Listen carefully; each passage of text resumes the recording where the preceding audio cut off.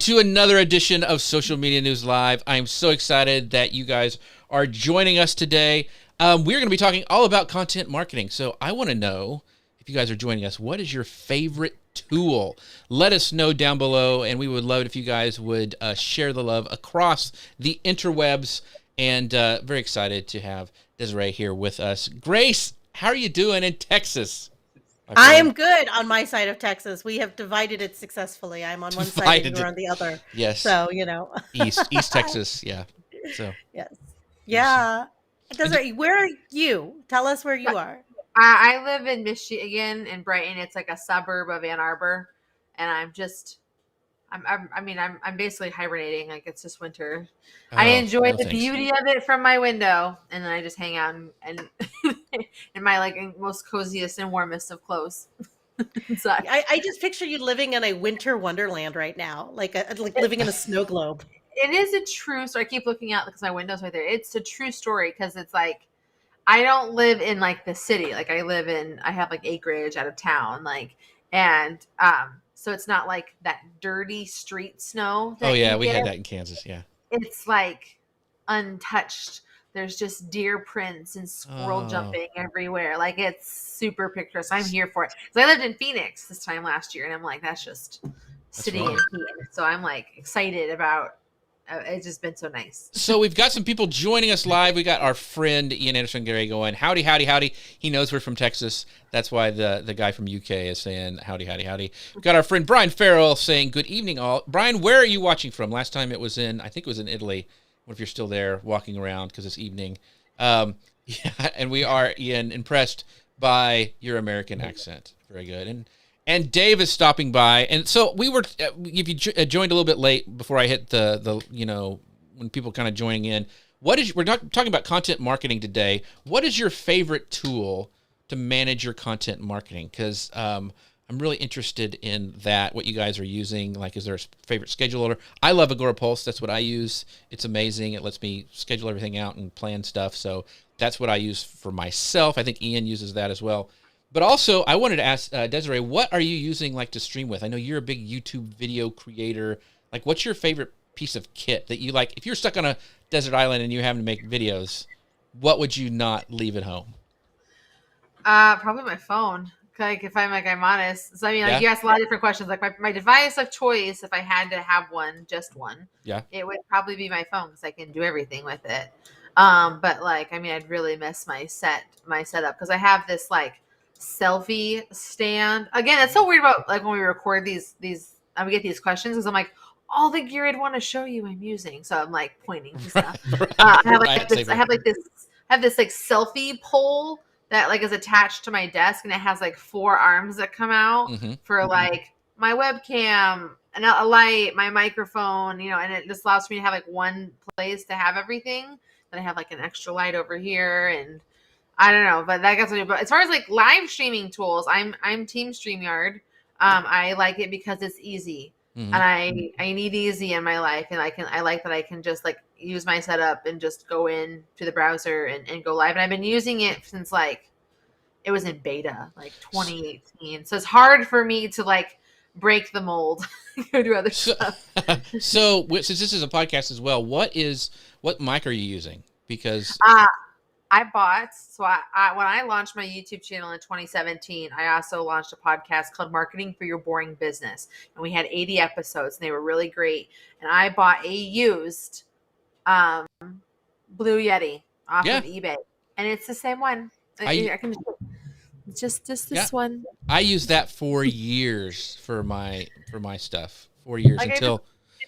It's for some reason, there's all this fun gear that we can see and have access to as creators. And I'm this is one of those ones I'm if it's not broke, don't fix it. I know that eventually I want to get the Rodecaster Pro, and I want to get into more, but for now, I'm like, this works. Highly recommend the Rodecaster Pro. And luckily, Heil sent me my PR40, which I love. I know Ian Anderson Gray, who is in the comments, uses one as well. So we do have some comments that I want to bring up. So, of course, our friend Grace, Sabrina, is once again saying, Hi, it's me, Sabrina. And so glad that you are here with us. It would not be the show if Sabrina wasn't here. She uses Plan and Promo Republic for her content tool. She has an account with Later, but she doesn't use it very much. Ian uses Agorapulse, WordPress.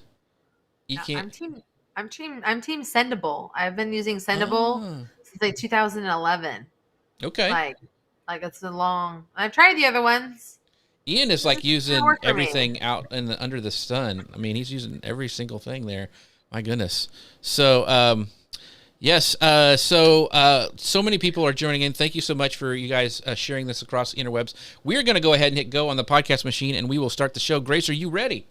I am ready. I'm excited about this. Yeah, this is going to be fun. I am too. We've been wanting to have Desiree on for a long time. So here we go. Welcome to Social Media News Live. I'm Jeff C., and you're not. And I'm Grace Duffy, and this is the show that keeps you up to date on what's happening in the world of social media. Today, we are joined by Desiree Martinez, and we're talking all about content marketing.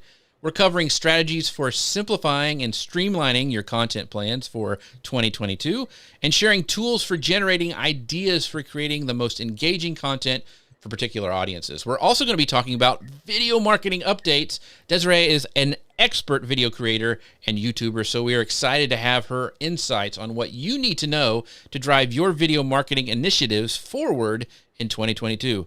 Desiree, thank you so much for being on the show today. Excited to have you here. I am excited to be here and to talk about all of the things that we nerd out about. That's right. We do nerd out about this stuff. Yeah. So if you don't know who Desiree Martinez is, you really should. She is an energetic video creator, YouTuber, and award-winning social media consultant. And she's also a really, really good speaker. She speaks about all things video and content marketing.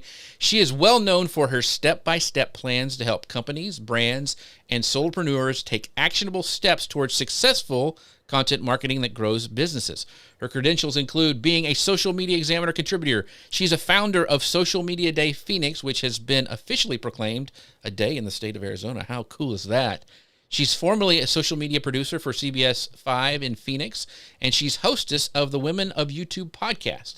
She's also author of the book Start, Suck, Get Better, which I think is a great title. And if you want to get that book, it is right down below on the Amazon carousel if you're over watching on Amazon. So make sure to check that out. Desiree, thank you so much. Welcome to the show. I love that I get to be here. I love that you're doing this on Amazon too. It's my first Amazon live stream. So there you go. How cool is that? Yeah, check out our book right down below. You can see it. I'm going to highlight it right now. Go ahead, Grace. Hopefully not your last Amazon creator video. No. Hopefully we get you hooked into it because it's been amazing. Like Jeff sets it up and it's just like boop, we just go there and it's been really wonderful. Yeah. As someone who works more with like small businesses and stuff where they're like barely hanging on to the life of their like Facebook pages and stuff, like Amazon Live just has been something that's on my radar, but I do know that it's on my agenda to check out and practice and use in this year. So I'm excited about it. So we've got your book highlighted down below over on Amazon, so you guys can check that out and purchase that. That would be very, very cool. It helps her out and this channel. And by the way, something else that helps us out is if you would check out our sponsors by Ecamm, and you can find out more about them by going to socialmedianewslive.com/Ecamm. Desiree mentioned small businesses. Well, right now they have a great challenge that they're getting ready to start with our friend Kelly Noble Mirabella. It's running January 17th through the 21st. That's next week. And it's daily live streams. They start at 12 Eastern, 9 a.m. Pacific. And each day, Kelly's going to be diving into Ecamm Live with you, answering your questions, helping you go from oh no to Ecamm Pro, which is so cool. It's got daily worksheets, checklists, and lots of help to take along the way. You want to go do this challenge, especially if you got Ecamm in your stocking this Christmas, because it's going to really help you out. Go check them out at their Facebook group at Ecamm Live. It's the facebook.com/groups/Ecamm Live. That's facebook.com/groups/Ecamm Live. So make sure to go check that out.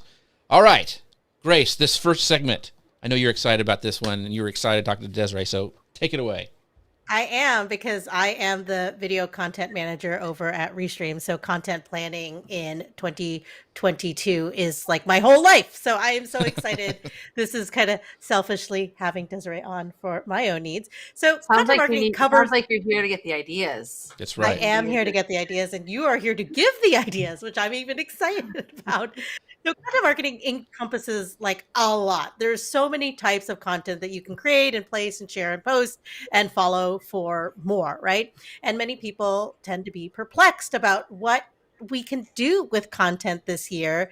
We've got so many experts saying you got to do this, you got to do that, and it's really hard to know where to put your time and efforts, especially when you are a small business, like you're mentioning that your clients tend to be. So talk to us about ways to simplify and streamline our content plans for this year so that you don't get overwhelmed, or worst case, do nothing. Give us some practical, doable, viable strategies, and what actions do we need to take? Well, I think the first thing that you're going to want to do is remember you don't have to be everywhere. I think it's a common misconception. Now, do I think you could have like a really aggressive and quality repurposing strategy? Absolutely. Like, it'd be so easy for you guys to just take your content and put it somewhere else. But if that's more time for you, don't do it. That's why you want to pick one or two platforms that you can just absolutely crush it on, and that you know your audience is there spending time with you and will engage with you. If you're trying to be in all these different places and do all these different things because some guru told you to do it, you're just going to be stuck spinning your wheels. So pick a platform that you know is working for you and just dig into what it takes to be successful there. I'm a social media marketer. I've had my agency since 2015, and I've been doing this for over 12 years. And my main platform that I have chosen to give all of my time and attention to is YouTube. And my Facebook page, I don't post on it. Like, I don't care about my Facebook page because of what I do, because of where my audience is and where they come from. I know that my Facebook page isn't a place for them. So I don't really spend my time doing it. Do I own it and have the username claimed and all that kind of stuff? Yes. But beyond that, like, I'm not interested in doing anything more than that because I know it's not working because I have the data to show it. And so I know that I'm able to get more views, more leads based on a search-based strategy with YouTube. And you have to ask yourself, what is that version of that for my business? What is best for my industry? Where did my audience spend time? What is the demographics of my target demographic, and where are they spending their time? And then once you know that, you can dig into that social network much better. Great advice. So one of this piece of advice that we hear a lot is, diversify your content strategy to see which strategies have the most impact on your brand. So that's really great advice until you consider how many different types of content there are. And it sounds like you're supposed to do everything and see what works. Like, throw everything up, throw it to the wall and see what sticks. But how do we know what works? Because Content Marketing Institute, they had this article that Grace found, how to set up a content scoring process for better decisions. And it was really cool. It had this grid and had this like balanced and actionable way to know, how your content was doing what it's supposed to do. So talk to us about your process to know whether your client's content is doing what it's supposed to do. Otherwise, we're just sitting there spinning our wheels. And, if we have clients, that's not going to last very long because it's not giving them results. So how do you really measure what you're doing and if it's really working? Well, that's when you have to kind of sit with the content calendar that you created. So like, if we're going to talk about like really how we start, like our 000 here, you want to create your content calendar. Your content calendar isn't just about like knowing what to post when. It's about knowing like, what are my objectives? What am I trying to do? What is my content meant to accomplish? How am I capturing leads? Like, how am I tracking my sales? What is it that worked last year? What is it that kind of like, what are the things that never change, like holidays and times of year? Everyone's business is so different. So you really need to analyze it from your perspective as an individual business, or if you are an agency or you have clients, you have to really analyze it from that business's perspective and know, okay, what is the rhythm of this business? How does this business work? When do things happen in this business? When are the important times of year? What are the reminders that we need to do? Who are these people? Like, how a dentist markets their business is different than literally the restaurant that's next door to it. That's going to be totally different than like a national brand versus an e-commerce business or someone who does digital products. Like, they're all different. And people come to them in different ways. And they, I would think, would have the data to help them on that journey so that they can get to what they want. and they would be able to analyze that and know what's going on. Like, so when you sit with that and you have to ask yourself the question, once I know that, is like, what are my goals and objectives? The social media strategy is not just I post and I get sales. Like, that's not the only measurement of success. And it's often not the only thing that matters when we're talking about social media. The biggest thing about social media that makes it so different than everything else is that it's a very much a multi-purpose form of marketing. Not only are you trying to obviously get sales, which is I think every business's bottom line, but it's also about how do I get people into my lead funnel? How do I get engagement? How do I stay top of mind? What is my advertising strategy? And is that something I need to do? You know, what is my objective with social media? Unlike things like an SEO strategy, or if you're trying to do email marketing, or if you have an e-commerce website or a website that is focused on that, this is different. And I think that that is the thing that's important to remember when you're doing that. So the measurement for success is based off of the goals that you've set within it. And I think that that is what you have to pay attention to. And everyone's goals overall are going to be different. So real quick, a follow-up question on this. How often do you go back? Like, let's say you're setting up some strategy for a client. How often do you go back and review it? Is it weekly? Is it monthly? How often should we be diving into the analytics? Because sometimes you can spend all your time in analytics and never actually move forward putting out content. I think you want to look at it like on a month-to-month basis. I think you can get a really good idea of like how things are working for your business on a monthly basis, because it gives time for you to see like what's going on. Like we say this in the YouTube space, which is like you don't want to be obsessing about your analytics on a daily basis, because it can get excruciatingly frustrating, especially if you're watching like a stock ticker. But it's the same thing with when it comes to your social. If you look at it on a monthly basis, you can kind of get an idea like, okay, I have enough data. I have 30 days of data where I can see what am I posting? How is it working? When is my audience spending time on social media? You know, because we can get that data from our backend analytics with whatever platform you're using, even with just Facebook or Instagram natively, or even if you're using a third-party social media management tool like Sendable or Agora Pulse. They all have reporting, and not only do they tell us what content is doing well, but they tell us about our audience. Like, when are they spending time online? What is the content they're interested in? What are other kinds of pages and content they're interacting with? You know, what did best, what didn't do best? And you can really play with it and see like what is it that is working. You know, if I'm going to be testing a text, an image, and a video, which is going to perform better? And then, okay, what time of day am I testing? So it's like really giving you a good base to study this from on a monthly basis to see what's working. And then you also want to be able to analyze when you're creating your content for your upcoming month. You want to be able to review what happened the previous year. And the reason that that is important, and this is mainly from like a sales perspective, not so much a content perspective, because as we know in social media, what was working a year ago does not work today. I mean, the fact that like Reels and TikTok and short form content has taken over our lives and our creating and consuming, like that wasn't the case necessarily as much last year.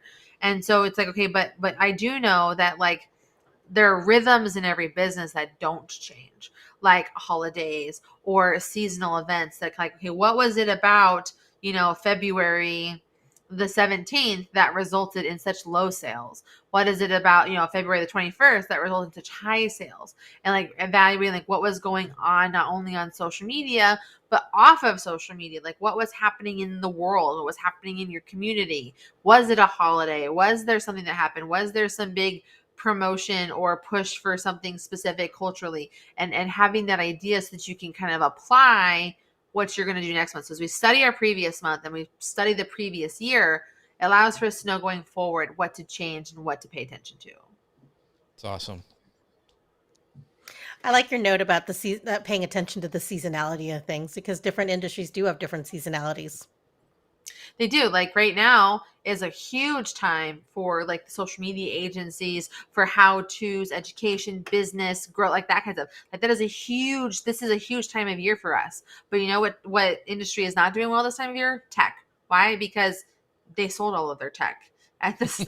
Through the holidays. Same for gaming. Gaming is not hopping right now because everyone sold their games and spent so much time binging all of these play with me's through the holidays. And now we're just back to reality at the start of the year. And so like you have to really understand like what is going on industry by industry. You cannot, there's never there's not a single business. You never should have blanket information that you're using as like a best time to post. So the kind of content that you should do, any of that, it's all a really bad idea. So Sabrina goes, Desiree is preaching my social love language. So thanks for that, Sabrina. Yeah. So you're hitting on all the marks here. So that's really great. But yeah, what you were saying about, and because I know you've seen these too, and Grace and I have talked about them before, is everybody's republishing these reports of what you should do. And it's so many times they're not even getting the right data from the right places. Like, that won't matter to your business. They're actually going in and getting stats from other marketers. You're not marketing to other marketers. You want to market to your end customer. And so it gets a little, anyway, I'll get off my high horse. Grace, you had some more questions. No, I think that everyone wants an easy button for everything in business. And it doesn't work that way. Like, there's not an easy way to market. What worked for some people, even in the same industry as you, might not work for you. Because maybe they were first. Maybe there was some fluke thing. Maybe they did something completely crazy. Maybe even if you're in the same business, same industry, your demo might be different. So you can't, I think that this is where you have what you're doing that works. And you have to have a budget, whether it's a time budget or a financial budget for testing. Mm-hmm. But I don't think that you just focus on one or the other. Right. Yeah. Great points. So another issue that comes up a lot when you're talking about content marketing is coming up with ideas. Now, I have been in this industry for a very long time, and I've known idea people and I've known the to-do people. And sometimes you got people that can do it both, right? But a lot of times it's just, it goes both ways. So you can either come up with so many ideas and you don't have time or resources to execute on them, or you have this fear of running out of ideas. Like, crazy enough, I know people that don't want to start a show like we're doing because they're like, well, I've got like 5 shows in me. And I'm like, then do those 5 shows. And then those 5 shows, and so forth. So what planning tools or strategy tools do you recommend or have something that you've created to help marketers generate those ideas for creating like the most engaging types of content for their audiences, for their businesses? This is a very unfair advantage. I'm a creative at heart. And so like, I literally, like, my formal education is actually in multimedia art. So videography, animation, making things out of clay and art and drawing. So people that work with me have a very unfair advantage because I just like throw up ideas on them on a regular, constant basis. But I think like for normal people that aren't weirdos like me, the best way to figure out what to create is to consume. And it's not consuming for comparison's sake. It's not consuming even your own industry. You should be spending time on Instagram Reels, on Instagram in general, on Pinterest, on TikTok, in Facebook, and you should be figuring out, okay, what are content pieces that I like? And also like, okay, as I'm scrolling through these things, what are the things that people are really engaging with a lot? And so things that we want to know, like if something is engaging, is how many people are commenting, how many people are emojiing or liking or hearting, and how many people are sharing a piece of content. And you can know that because literally almost everything gives you that information. I don't think I know that Instagram has like hidden likes for some people, but that hasn't even gone through for everybody either. So you can kind of get an idea like what is it that's cool and what is not. Then you also can see like what's trending, and trending is the biggest way to stay relevant nowadays. There's so many different like audio clips that are really popular, and this is like the main thing that's trending, honestly, are these short form audio clips that you can use to capitalize on with your brand. So for example, and we're even coming out of this trend, but the Encanto soundtrack has been massive. And so everywhere you go on like TikTok, it's like, we don't talk about Bruno, right? Everywhere you go. And then people who are analyzing and they're talking about it, or the Surface Pressure song, which is like the anthem for oldest children everywhere and overachievers. Like, it's just one of those things. Like, and so everyone's using these audio clips as a part of what they're doing. And it's not using the audio clip and like singing to it or dancing to it or even reacting to it. It's using the audio and applying kind of like the base principle of that content piece and changing it and adapting it for your business. So if I was to talk about like so as a video creator, and I know that my objective in 2022 is to teach people about video and make it easy for them as small business and service-based providers. So if I want to talk about this using the surface pressure song, I would have the song playing, and I probably would have like something on the screen that's like a text, like my face would be nervous. I'd be like going back and forth, like really frustrated. And it would be, and like my captions would be like me feeling too much pressure to hit record, and it's like, it's how can you reply that? And then like, see the captions for how you can get over this, it's kind of that idea, like how can I use a trend to tie it in to my messaging and my overall objective with my content. And so that is, I think, the best thing that we can do for creativity right now is like study what's working, track what's trending, and then try and apply those principles to your own content to see what is working or not. It's finding that also that really fine line of copying versus being inspired by. Mm-hmm. That's really, so I just have finished the book, Getting Ideas to Happen or something, but it's the guy who did Behance, and he talked about how important it is to, like you were saying, consume content, but then also taking that and using that to, what you were saying, not copy, but to be inspired. Eric Fisher, a couple weeks ago when we had him on talking about productivity tips, he said, letting your brain breathe and the importance of that. So if you haven't watched that episode, make sure you guys go back and watch or listen to that, because it was really, really good with productivity for this new year. So I thought that what you just said, Desiree, is really important, is setting aside time during your day to actually go and research what you're creating content for. Like if you're named Bruno, man, your life is awful right now, because you're not supposed to talk to you, and no one will come up to you because your name is Bruno now. Bruno. Yeah. I know. I was like, what? Poor guy. Okay. We have to take a moment and someone at Disney doesn't like Bruno. Doesn't like Bruno, because like their last movie was like the Silencio Bruno, and then like this whole song, and it's like the #1 charts right now. Like it hit the top charts. Yeah, crazy. Yeah, the Encanto soundtrack is #1 on Billboard's like Hot 100, and I think that Surface Pressure is like #5, and that We Don't Talk About Bruno is like in the top 3. And it's very fascinating because it's it's a quote unquote a movie for kids. But it's just these catchy, damn that Lin-Manuel. Like, you just know how to get in our brain. And it didn't really take off when it first was in theaters, and then it went to Disney Plus. And the interesting thing is the movie was kind of meh, but but TikTok has taken that, and it became a thing. And that's why I think it's on the top parts of the charts. So I want to bring up some comments. Like Gary says, focusing on SEO with our content has been getting us the results, so spending more time on articles going long. So he's been doing research and finding out like this is what's working for his industry and making longer articles. So that's doing research is super important. And then let's see here, Sabrina says she really liked your quote, the best way to create is to consume. So the important thing is, Sabrina, and you know this, is not spending all day going down the TikTok rabbit hole, which those algorithm people there are. That is so much easier said than done, for sure. It is. So, all right. So let's move on to video content marketing, which is one of my favorite things. I know it's Desiree is one of her favorite things too. So Grace, take this section away. Yeah. Yeah, it's a beautiful, beautiful segue into this, talking about video marketing, because Desiree, if you haven't noticed, is a expert video creator and an expert video marketer. And so we're excited to get her insights on what do we need to know as we're planning video content going forward into this year. What are some of the key strategies and trends? We touched on like the TikTok trends and those viral music, but what other things should business know when it comes to creating compelling video, audio, and these multimedia experiences? Because that's what it is creating these experiences. First things first, you're not going to be any good at this. You're not. One of my favorite phrases, which is why it's the title of my book, you have to start, you have to suck, and then you have to get better. Let me tell you guys about my first video when I decided I'm going to be a YouTuber. We lived in South Korea. I got on YouTube because I needed a way to get leads to my agency.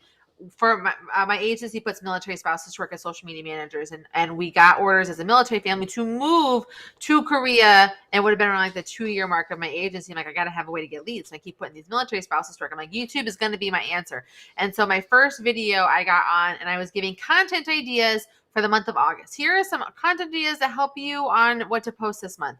And I our houses. So first of all, Korea is a peninsula that's incredibly humid and incredibly hot. And the housing by default does not have, there's no central air conditioning. Rules are individually cooled as needed. And so I'm in this bedroom that I made like my office, and I am sweating profusely, and it is like really gross. I put on way too much makeup. It's like way too dark. So it's also kind of like running. I'm getting more and more shiny as this video goes on. And I have like on a tank top, and you can see my bra, because nothing is more professional than that in this world. And then on top of it, I am using a laptop and a web camera, which I don't say not the fact this web camera I'm using for our talk is the exact same web camera I use. And I had it on my computer though, like mounted, and I'm a hand talker. And if you're watching this, you can kind of see this. And I'm like hitting my desk and like it's shaking the camera. So it is a hot mess. All right. And I just did not have that in me. Like the information was solid. It just, the delivery wasn't as good as it could have been. And definitely the presentation was as good. It's a little bit echoey and my background's all weird. Like it's a whole thing, but I did it. I started and I sucked real bad. But I kept showing up and I kept sucking. And like, once I hit like probably the 75 to 100 video mark, I hit a stride. Like, okay, this is a quality I can maintain that is not complicated, but also doesn't make me look like a complete noob in this. But as I was doing it, I got a following. It was slow and super steady, and it was exhausting at times because I'm seeing like these channels. You know, at the time, like Social Media Examiner was like doing like the journey. I was watching all these YouTubers who were growing, like Nick Nimmin and you know, the vidIQ channel, the TubeBuddy channel, and all these people that were crushing it. And I'm like, why is this taking me so long? But it's just like, you know, I had to really ask myself a lot of questions. Like, it's like, okay, first of all, it's okay. My quality is good and I'm solving problems for people. Two, this is going to take time because I'm a resource channel where people are coming to me for individual problems to solve. And I don't have a massive audience existing to draw from. I am using my YouTube channel to build an audience and to build an email list. Now, Social Media Examiner had hundreds of thousands of people on the email list that they could send the journey to every week. Like, I did not have that. And so it's just kind of one of those things. It's like, it's with massive things. So you have to go into this raw and new and sucktastic so that you can get better. Like, that's the only way that you can do it. And I always want to remind people of this. This is so hard for us as professionals. I want you to remember what it was like at your first job. Even your first job, like in your chosen profession. Like, how good were you at it? Like, how did you know what you were doing? Were you scared out of your mind? Were you overly confident and then like got like, you know, knocked down a few pegs real fast? Did you maybe get put on probation for some reason because you just weren't doing something right, or you're pissing people off? I am totally speaking from experiences with these examples. And so it's just one of those things that's like, you're supposed to suck at something you do for the first time. And you're going to get better. And the only way to get better is to start and to learn and to improve. So like when we're talking about video, whether it is these simple little quick 15-minute TikTok videos, or if we're trying to do like a long form search-based, SEO strategy-based video content for YouTube, which is what I'm going to encourage you to do in our talk, you're going to have those rough videos to get you started. Totally been there. Totally have done that. I have a story where I finally cashed in all my chips, and I had Guy Kawasaki on, who was like the big deal for me, you know, worked for Apple, and I'm getting ready to go live, and I hit my cup of water. It was actually a water bottle, and the thing fell out and went right in my lap, and we're live. And I'm like, had a wet crotch the entire time with my Guy Kawasaki interview, and it shows on my face. So I've been there, and it sucks, and it's horrible, but you're right. You have to embrace the suck and move through it and go to that. So on one of the things I want to talk about really quickly, I'm going to throw a little audible in there, is why did you go all in on YouTube and not Facebook? We kind of, before we got started on live, we talked about why you not even going to mess with YouTube. I mean, not going to mess with Facebook. Why did you go there? Facebook at its core. Like, I got on Facebook when you could only get it with a college email. Mm-hmm. I remember I got on because I was fortunate enough to do a study abroad program in Rome. And my roommates were all from the East Coast and I was from the West Coast. And they were like, you have to get on Facebook. MySpace is so lame. And I was like, okay, let me check this out. So my entire first month of posting on Facebook was like my adventures around Rome, the places that I've been. While I was there, Italy won the World Cup, so we were drunk for 3 days, and it was just like, this is what I was doing on it, and I was connecting with my friends. It allowed me to have places to connect with my friends from my program, and then like later my friends from college. Shortly after that, like my family got on board, and then like my friends from high school started like showing up. And when I started networking and like and how I got into social media marketing was like teaching adults, I'm air quoting here, adults, what Facebook was and how they could use it for their businesses. I was like 23 when that all happened, 24. And, someone said, Desiree, you should use it for a business. And I'm like, no one's going to pay me to be on Facebook. And, I eat my words every day. But now, what is it, 15 years since I have been on this platform, that's what it still is all about. It's about connecting with your friends and your family and sharing your journeys. And I think that we went through this really aggressive period, I think probably from like 2010 to like 2017, where it was very much like, let's just get our brands in front of people. And that's why people started not liking the platform as much. And Facebook started making all these changes to make it harder for pages to have a presence. And they're like, you know what?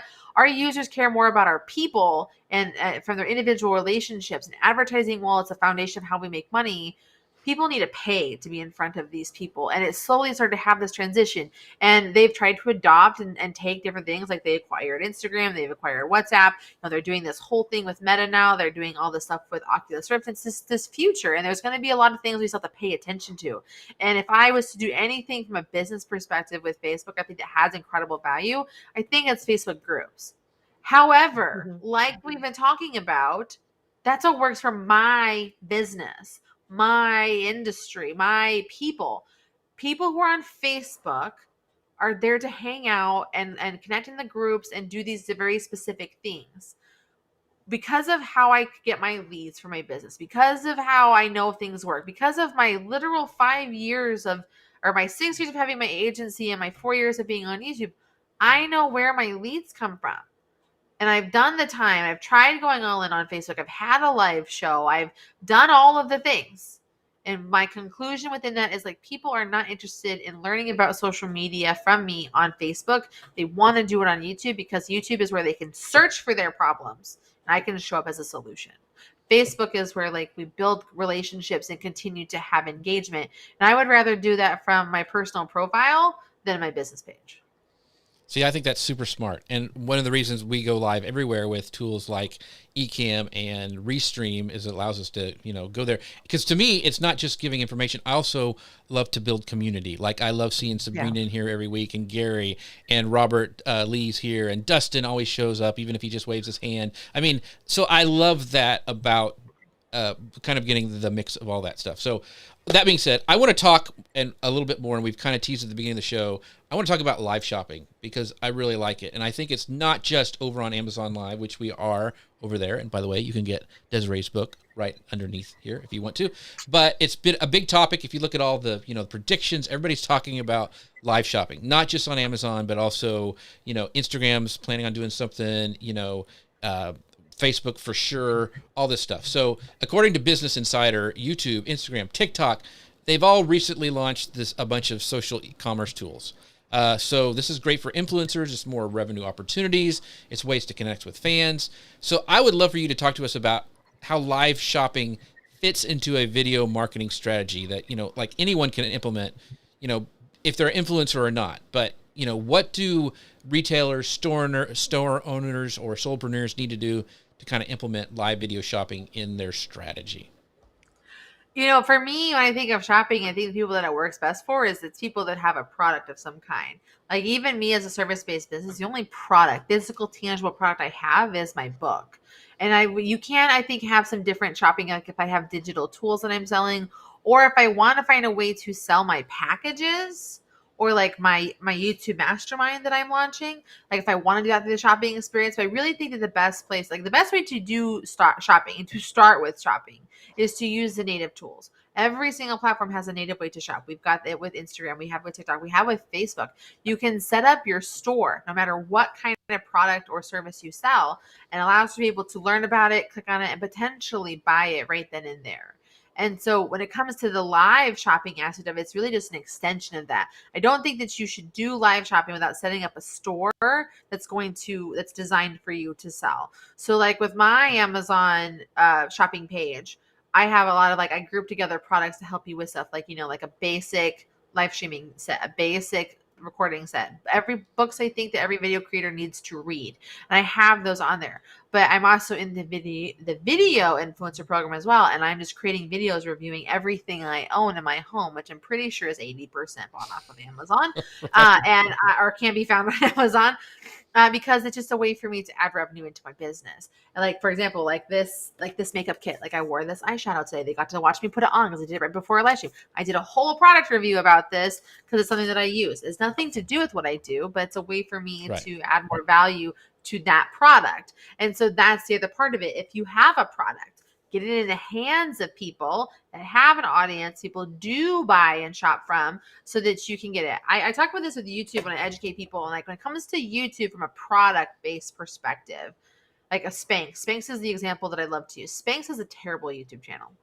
Terrible. It's basically just a dumping ground for like their media spots. They don't even have like a cover at the top, nothing. But everyone knows what Spanx is, right? And when you go search Spanx on YouTube, they have thousands, if not hundreds of thousands of people talking about it. And they're building because their audience trusts them, because they're going to be the people that they go to for body, for shapewear. Right. Like, this is the person I trust for shapewear. I might not trust, this gamer over here who talks about shapewear, but I'm going to trust this person who has a body type like mine that I've been following for a while. And I'm going to buy what she says is good. And that's how like influencer marketing works. So that's, I think, how live streaming works, or live shopping will work also as well within that. So set up your shops first and foremost on all the platforms that you want, that people are on, that you are on, people are on, so they can buy from you very easily and tag very easily and just hit buy very easy, especially with Instagram.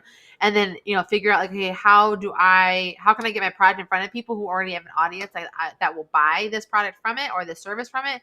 And then ask yourself, is doing it myself necessary? And if it is, then do it. So real quickly, I want to talk about, because I know a lot of merch is huge on YouTube. Like when we talk merch, like people are selling t-shirts and gamers and all that stuff. So how big do you need to be before you start offering merch to your audience, or should you not even worry about it until you get to a certain level? What are your thoughts on like merch? Because it seems like everybody has to sell merch on YouTube. I think it just depends again on your audience. Again, I have a how-to channel that is very focused on like how to solve people's problems. So like on YouTube, we have a reach graph, and it shows us our audience, and it tells us basically how many new viewers are we getting and how many repeat viewers are we getting. I think if your lines are touching each other, like they're close together, you should open up a merch store. If yours are far apart, like where you have, like in my case, I have a lot of new viewers and I have a very low number of return viewers, I do not have a merch shop, because my audience knows my channel exists to be a resource. But community is like, Gone to the Snow Dogs, or, someone like Jessica Stansberry, who has built this really thriving community around being like, getting money, like very women based, and helping them create money for their life no matter where they are. Amy Schmittauer Landino, like she has her products and everything that she's listed on there. There's certain, I think, milestones that you get to, like usually with people over 100,000 subscribers and they have certain numbers that they're hitting, they can have success with those sorts of things. It depends on, I think, how personal a relationship you are that you have with your audience. It allows for them to like understand inside jokes and things like that. Like Swoop did a really funny thing where she was like, she had gotten a video demonetized because of how she was talking about YouTube or something like that. And so rather than saying YouTube, she would say the duck. And then like whenever she wanted to swear, she would say the pear. And so she created this whole, like this line of like duck and pear, right? Like duck the pear. And it was very funny. And it was just this whole, like, it's an inside joke for her community. So it really, I think, depends on the kind of channel you are, the kind of brand you are that's creating stuff. I have found that merch sells best and people have a personal relationship with the creator. And that usually tends to be based on the kind of content that they have. So for people who make a vlog channel, who are entertaining, bringing people into their life, they've built this personal connection, and so they're more likely to buy from them. That's a great point. In fact, so Gary has this great point that I want to bring up. Gary is one of our community members. He's here almost every week. He goes, I was talking to a business owner who runs a hair products brand yesterday. She has grown a 725,000 follower Instagram channel through community content. So I'm all about community. I hope the people who are in the community realize that. I love seeing our fans and our friends here. They're amazing. One of the things I've talked about him a lot is Lou Mangello. He does the Disney stuff, and he's got T-shirts and stuff, and they rally around him. He raises money for Make-A-Wish. I think he's raised $250,000 for his Make-A-Wish team, and so it's just amazing. I have my favorite product. Okay, okay. Okay. Yes, I'm ready. Ready. Okay, so it's my favorite creator product. Okay. Lad Baby. I have been following Lad Baby since he went viral from creating this baby product. It was like his wife the joke with how he got viral is his wife kept asking him to go buy these things that he didn't want to pay that much money for. He's like, I could make this cheaper because they were in the budget phase of their life. And so I've been following him for years. Well, from his following, he's a UK creator. He's upset. Like his whole brand is like sausage rolls, and he's got 2 kids, and his whole wife gets in on it. It's this whole fun thing. My favorite product of theirs is every year for Christmas, they do a Christmas song. And it started off as this joke. Not a joke. It was a well-intended thing. So in the UK, they have this thing called the Christmas #1. New Christmas songs come out every year, and then they fight for the #1 spot. And this nobody content influencer creator decided to create a Christmas song about sausage rolls and sell it for Christmas, and all of the proceeds went to the food banks in the UK to help families in need, because they had this like 1 in 4 kids in the UK doesn't get enough to eat, and they rely on these food banks to get it, but they struggle with money and funding. And so they sold this song like on iTunes, and all the proceeds, all the profits went to this charity. And because it's for a good cause and because it's hilarious as a creator, he got the #1 Christmas song over famous people.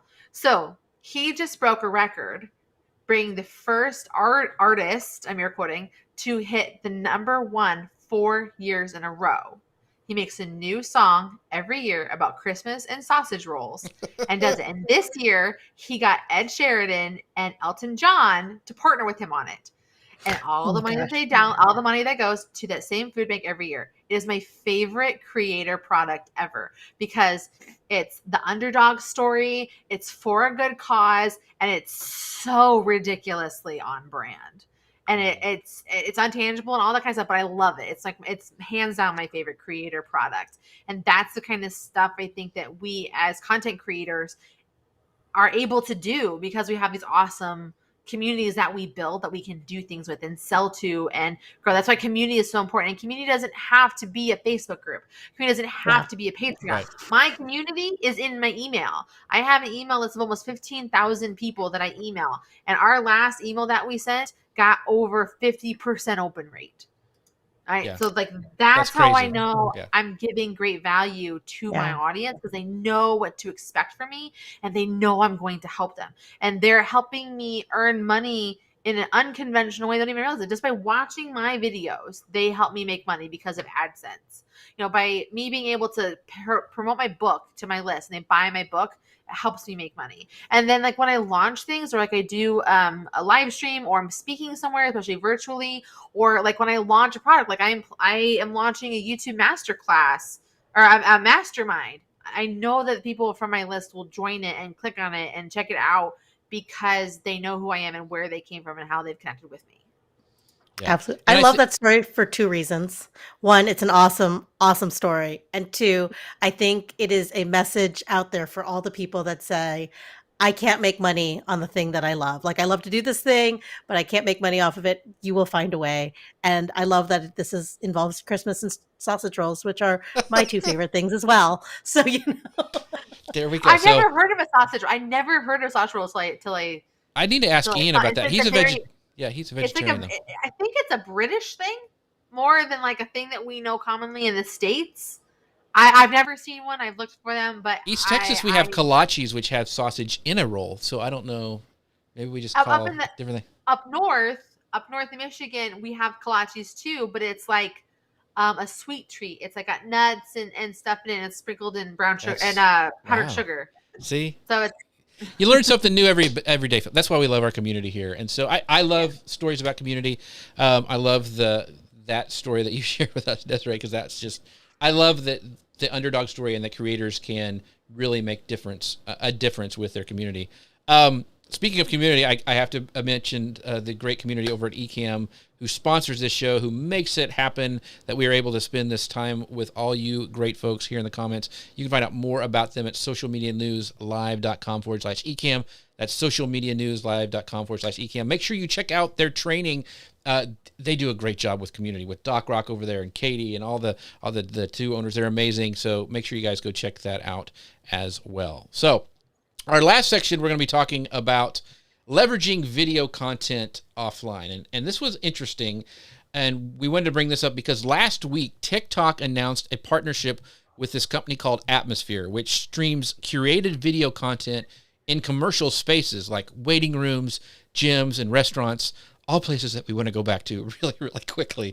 But together, these companies have developed a dedicated TikTok channel that tries to capture the best of the app viewing experience while catering to the out-of-the-home format. So what they're talking about is by partnering with the Atmosphere, they're excited to make this experience by bringing people together with joy and creativity and all this stuff, which is really interesting. And this is from TikTok's Dan Page. So, what does it take to transform social media content into something that can exist and make actually sense and make you some money offline? I know Lou does a thing with, he has his Momentum group, which is an event. So in-person things that people can go to. And even TV now, I'm wondering, do those creators get paid that are making stuff for this offline stuff? So talk to us a little bit about how small businesses can connect its brand social content to shared offline experiences. Do you have any examples or anything that you've seen,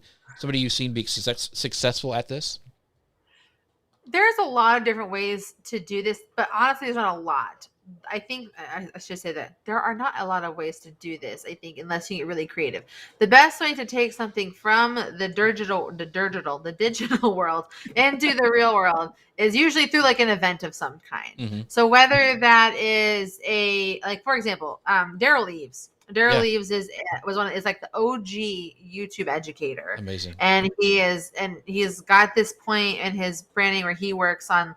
He's an investor in the Chosen series, which is another offline kind of way that he's done it. He's been able to work with advertising companies like the Harmon Brothers for years. The Harmon Brothers have made the Squatty Potty, the Purple Mattress, all of the really hilarious viral ads that we see have started from them. And now he is the exclusive YouTube advisor for Mr. Beast. It's one of those things what he's been able to do is take on. But what his big thing is and this started 7-8 years ago, is he created Vid Summit. Vid Summit is a video marketing conference just for YouTubers and content creators. They can go, they can network, they can connect with brands, and they can learn from their fellow creators about how they're growing their businesses and making money. And I think that that's how you can have that kind of a shift. What's also really great about growth and money is when you are using social media and you're getting more money and you're getting more influence and you're getting more reach, it's going to give you other opportunities. So for another example is Dr. Mike. Dr. Mike is a YouTuber and now a TikToker who has over 5 million subscribers on YouTube. And he is literally an ER doctor. He's a literal ER doctor. And he just announced that he's going to be doing a nationwide tour where he gets to go and meet people and answer people's medical questions and meet with his fans, his audience. He's taking his digital world and going in person. And so it's these kind of things where you can take your brand in person, because we're building these strong digital communities and build these strong digital relationships. I want you to think about this. How many people do you know that you've never met in person? I know Jeff. I've never, one time, I met him at Social Media Marketing World. But beyond that, I've never spent time with him. But we spent time every week together on social media together, commenting, interacting in the same communities, and we know who the other one is. I hadn't met the majority of the people that we know in our social media marketing space in person until we have these like annual events like Social Media Marketing World or Vid Summit or things like that. And so being able to take things in person is like a huge, huge accomplishment. I think that being able to take your brand and make it into a tangible product is also really helpful. So again, having merch, having a book, having like a kit of something to do. Again, Amy Landino, she's done that. She started with her book Vlog Like a Boss, which is how I got into YouTube. And now she's evolved and she has, Good Morning, Good Life, which is her book, her manual to help you start your day for success and let it go on your terms. And she's created a planner from it, and it's just like those kinds of things that you can do to take things into a real world situation. So I think the best ways to take a digital something or other is to make it in person events and things. And I guess you can kind of even argue retail stores and restaurants do like, hey, look at how amazing this food looks. Come eat it with us. Or, hey, look at this product. If you want one, come into the store and buy one. And then also as digital creators, creating something tangible for people to consume. So one of the things I'd say that you don't have to have 1 million YouTube followers to create an event or a mastermind. I know a lot of people who are making tons of money who are really good at their job, who have created a mastermind and are killing it there and using and developing their community that way. So don't think like, oh, I've got to wait till I get 1 million YouTube subscribers or 100,000 or whatever. If you have a message and you are excellent at what you do, you can take this and make it an offline event. Yeah, well, for me, when I think about it, like even my stuff, I use YouTube as a way to get leads to my business, to my agency. So that's another way. Granted, I'm taking things from a public digital space into a virtual, like a one-on-one digital space, like through email and all that kind of stuff. But it's just kind of one of those things that you're able to do so much. And I've been doing this since I've had less than 1,000 subscribers on my YouTube channel because I showed up, I gave value, and I was myself. And that's how I like build the foundation of what I'm doing with everything when it comes to content. I show up, I give value, and I be myself. I'm not everyone's cup of tea. I talk too fast for most people. And, I tell people all the time, like, oh, you talk too fast. I'm like, I'm sorry. You can either slow down the video or you listen too slow. Like those are like your only options with me because I've got a lot to say in a very short amount of time. And I'm even like, so I was just going to ask you really quickly because we have just a few minutes left. I want to have some time for you to tell everybody where to find you. But what's the best advice you could give somebody who wants to nurture a community? And not in a skeevy way, like I want to get all these people to sign up to Amway or whatever. Sorry if you're in Amway, I didn't mean it like that. But you know what I mean, those pyramid schemes. You're not trying to capitalize evilly on your friends and people who sign up underneath you. I mean, really foster and nurture community. What is some advice you have for that? Show up, give value, be yourself. Like that's really the best thing that you can do. You have to be consistent. You have to show up. You have to be there. You have to answer questions. You have to give in order to get. Like way back in the day, like 2013, Gary Vee wrote his book, Jab, Jab, Jab, Jab, Right Hook. And that's really what somebody's like, I'm going to give, I'm going to give, I'm going to punch, I'm going to punch, and then I'm going to like come in and swing. And that's like when I do my ask. So I give value to my audience every week with 2 to 3 videos a week. And I show up every week in their email with value where I'm not only sharing with them the videos that I have like events that they can check out. I offer them social media news and trends that they can find a way to capitalize on for the business. I'm just trying to make their life easier.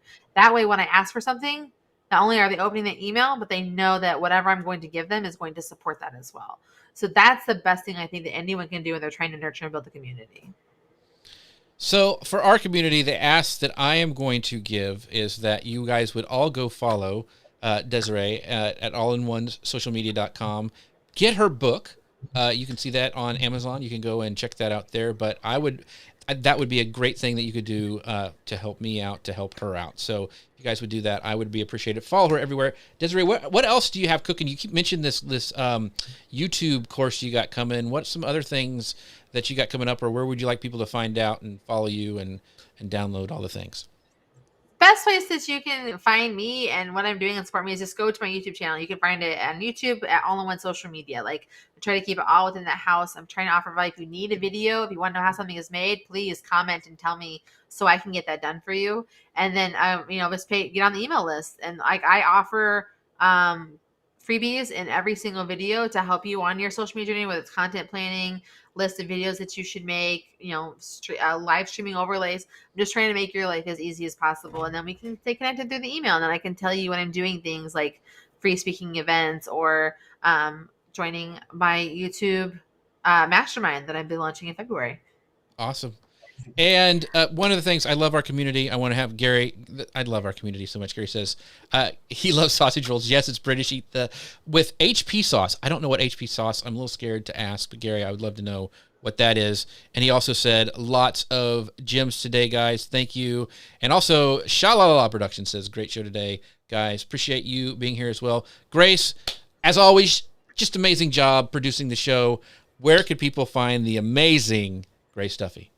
I am here every week with Jeff, hopefully providing value and good content. And I love bringing this show to you every single week. I'm also over at Restream. I'm their video content manager, and we are deep in our content plan. So we have a lot of things coming up over the next year. So I'm very excited about that. But please come back and join us again here next week. I will be here. Jeff will be here. I don't know who else is going to be here. Hopefully all of you. We got some good people coming. So, yep. And yes, thank you. We're also a podcast. We'd love for you guys to, whatever podcast player you're listening to, at Spotify, Apple, Google, wherever, we'd love for you guys to leave a rating review. That really helps us out.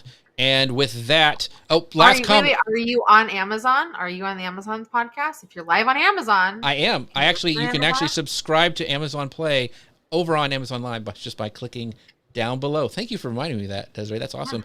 Sabrina says Desiree is totally off the hook. She's an instant fan forever. Thanks, Sabrina. Thank you are amazing, Sabrina. And with that, we'll let you guys go. Have a great weekend. Thank you so much. Love all of you. Talk to you later. Bye now. Bye. Bye, everyone. Peace. And we're still live, so I'm going to do this. No, it's actually a powerful live streaming app for Mac called Ecamm Live. And if you got a green screen, you can set it up right in Ecamm Live, and you can bring that into your different meetings. If you're feeling fancy, you can move yourself into the corner of your frame to do a commentary or a reaction video. You can even add in video clips just by dragging and dropping it in. Pretty much everything's drag and drop.